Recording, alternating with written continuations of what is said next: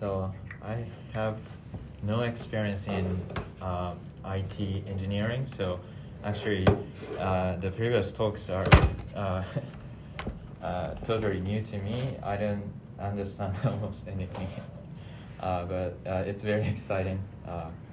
So should I join the meeting? Yes, you can do that if you want to share your screen.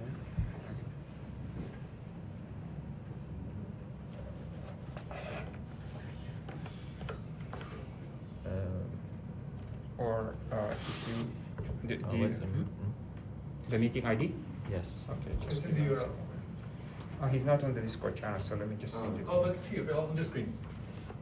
You can just type in meet Google and that's the meeting ID. RKB-RZKJ RZKJ YTK. That should just work. So.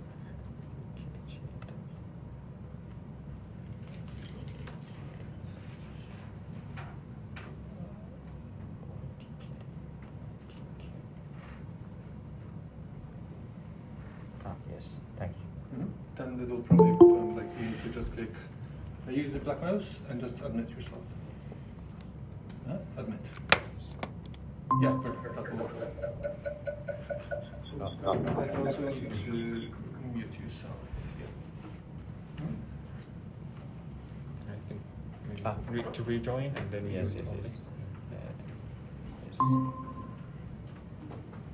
Yes. Oh.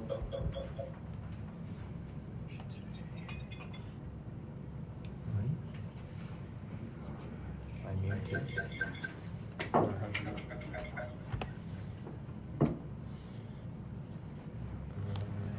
How do you mute?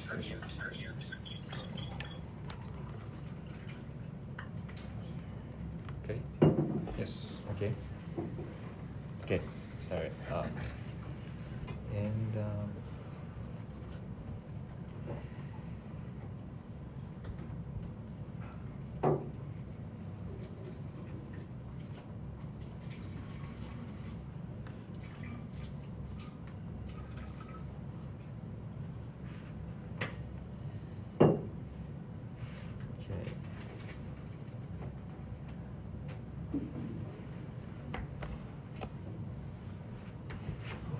so can I expand the screen?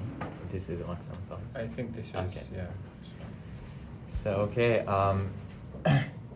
so I don't know how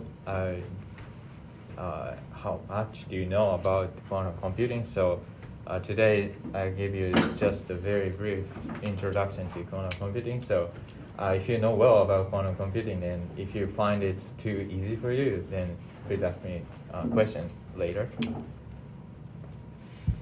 So this is a schematic of ideal quantum computer.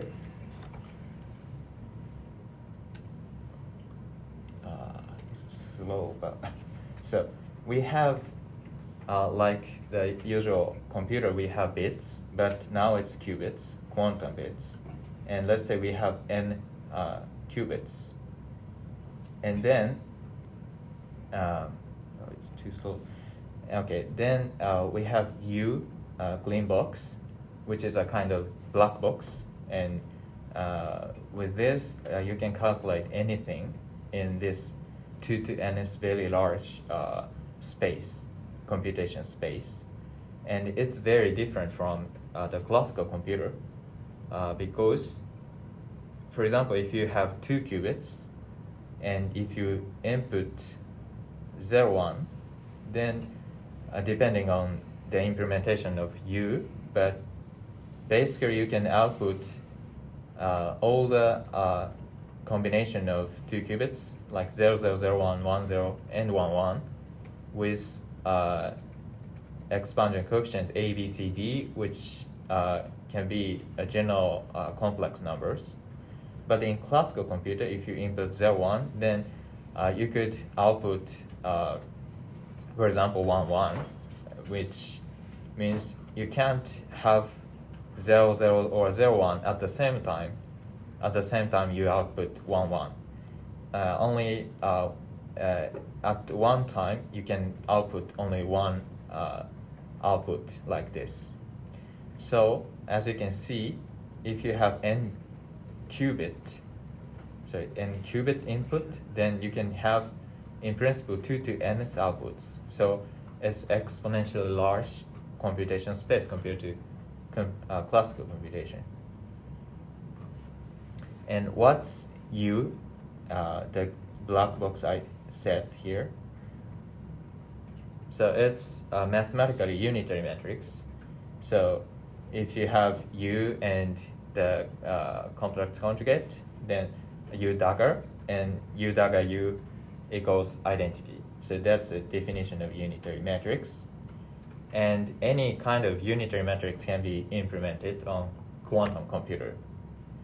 And so if you have a qubit initialized in 0 state,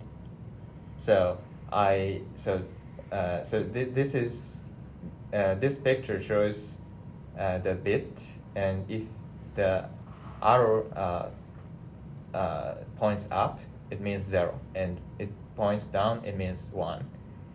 And so U is in actual architecture, U is generally implemented as a pulse, like microwave pulse or laser pulse, like this. And if you shine this pulse to the qubits, and if it's initialized to 0, for example, you can flip the bits from 0 to 1, and it corresponds to NOT gate in classical computer. So this is nothing difficult or nothing special. But if by tuning this pulse, you can also create a 0 plus 1 state, which has no classical counterpart. So this is purely quantum phenomena called superposition. And the more interesting thing happens if you have multiple qubits. For example, if you have 0, 0, and if you shine a pulse, so that it creates like 0, 0 plus 1, 1, and it's called quantum entanglement. You have, because so this is sometimes called quantum entanglement, and maybe you can know this kind of terminology from the struggle Einstein actually had. He couldn't understand why quantum mechanics works, and he thought that this quantum entanglement is weird, so quantum mechanics should be something wrong. But it's now proved that quantum entanglement is not weird, it is real. And if you have this kind of state, we have right qubit 0 and left qubit 0, or right qubit 1 and left qubit 1. So if you have, for example, this state, this 0, 0 plus 1, 1 state, and if you measure, for example, right qubit, and if the right qubit is measured as 0, then the left qubit is automatically determined as 0 without measuring itself, measuring the left qubit directly by yourself. So this kind of correlation is very unique in quantum mechanics.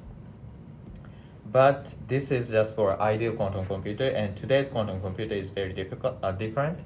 You have so many noise.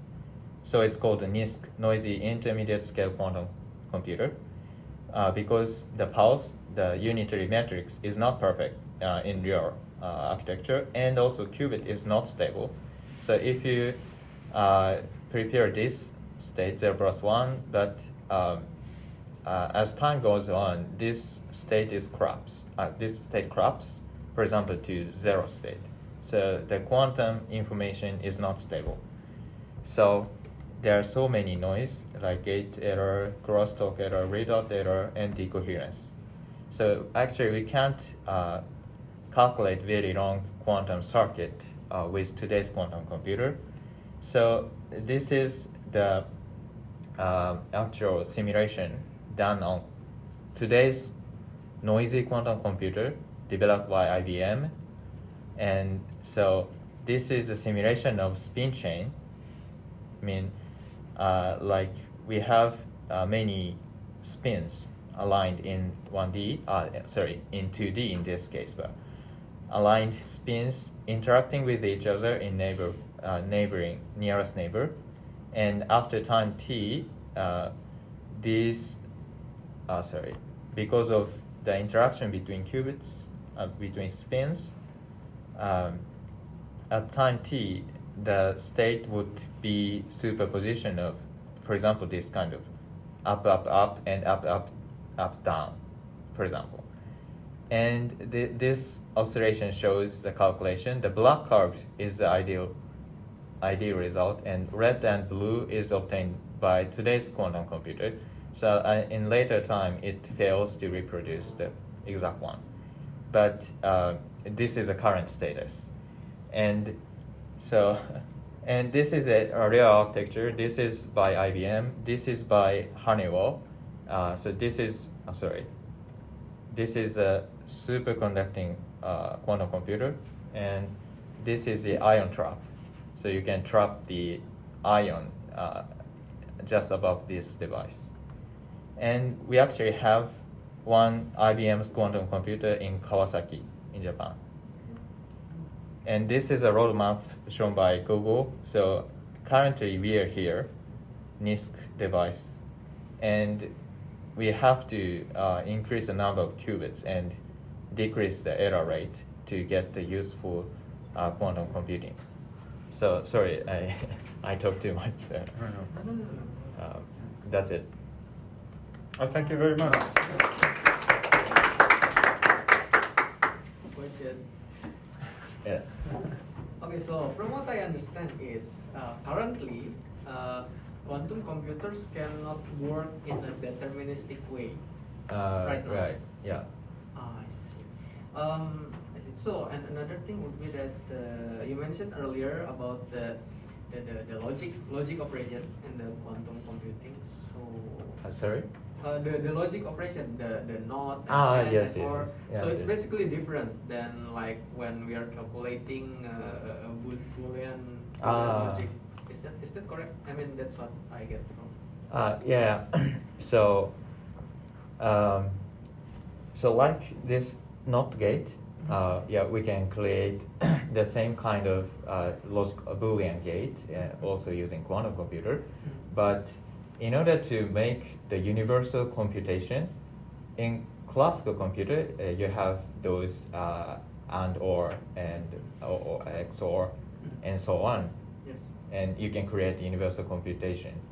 But so it's not the only one, it's not the unique choice. And there are many choices to construct the universal computation. And in quantum computer, it's more efficient to use other types of logic gates.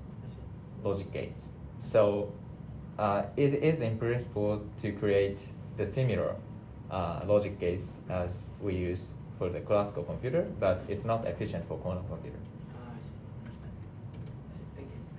And I guess you're interested in how to break the RSA Yeah, encryption exactly. using I quantum want to computer. ask that thing. Maybe it's okay. So I'll just ask quick. So is it? I mean, people. I keep hearing that. I mean, everyone in the security field is trying to break RSA. I mean, the longer one, the standard one, like the 1024 bits and upwards bits, and I don't know. I think I heard that some people is already breaking RSA using quantum computing methodology. I think. Really? I heard. I think. I mean, not the full 1,000 bits or 2,000 bits, but maybe very on the small several one? the smaller key lines. Yeah. Actually, that's what I want to ask. Is it practical, and will it eventually breaks the larger key? That's my question. Yeah. Okay. Thank you. To break the very small RSA key is possible, of course, because the smallest composite is 15, right? 3 by 5. And yeah, you can solve this factoring problem, but even with today's quantum computer.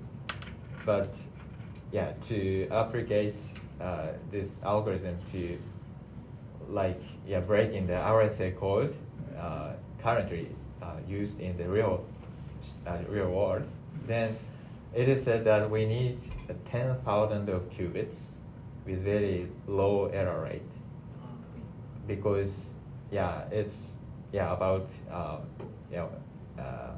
the need for constructing quantum error correction. So the error rate, I'm sorry to cut off. I mean, the error rate is the one that you mentioned, the big graph, right? The Google research graph. I think they have a target on. So a milestone or something. Yeah, first we need to decrease the error rate. I see. But if you once get below this threshold, then even though each qubits still suffers from errors like I explained, but as in real world, in a current computer, the bits, the 1 and 0 bits also experience errors, right? yeah, but it's much lower error rate lower, in the classical computer, right? And in this case, the error rate is I think. Yeah, the estimation is not unique, but let's say in this case 10 to the minus 2 error rate, which is too large for classical computer, right?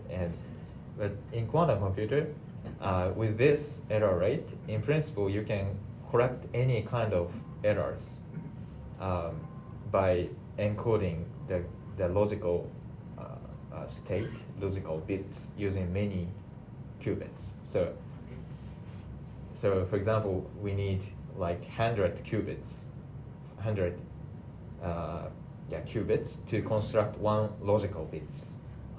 It's like CRC, but much bigger. It's like CRC error correction, but it's in qubits. Is that correct? Like they have like a hash. Thank you for the question, David. Can we get the answer until the next part of the event? Yeah, we can. Thank you very much. Thank you. Nishi. We're running out of time, so we have to move on. Thank you very much. It was really a insightful talk. Okay, next.